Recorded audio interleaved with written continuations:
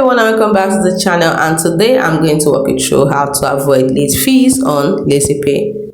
You see, to avoid late fees, all you have to do is be very considerate and understand your billing cycle and due date. Always consider all the steps. You see, the first thing is that Lazypay primarily operates on a 15-day or 30-day billing cycle. So familiarize yourself with which cycle you are on and the exact due dates for your repayments. On the 15th day cycle, transactions between the 1st and the 15th of the month are typically due on the 18th if you're using the 15-day cycle. And transactions between the 16th and the last day of the month are due on the 3rd of the following month. For the 30-day cycle, usually for KYC completed users with higher limits, a single statement is generated on the 1st of the month for the previous month transaction. The due date is typically on the 3rd.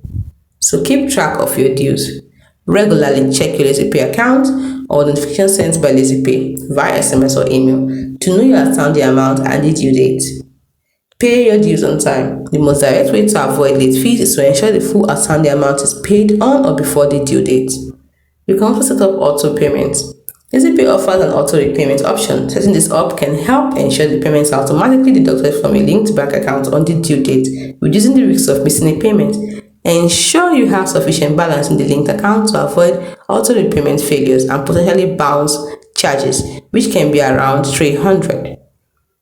You can also use reminders. You can utilize the reminder feature available on your phone or within the Lazypay app. Set multiple reminders leading up to the due date to prompt you to pay.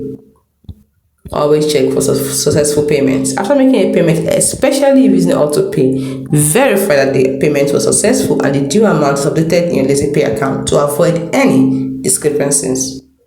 By actively managing your account and making timely repayments, you can effectively avoid incurring late fees on Lazypay. Hope you found this video helpful.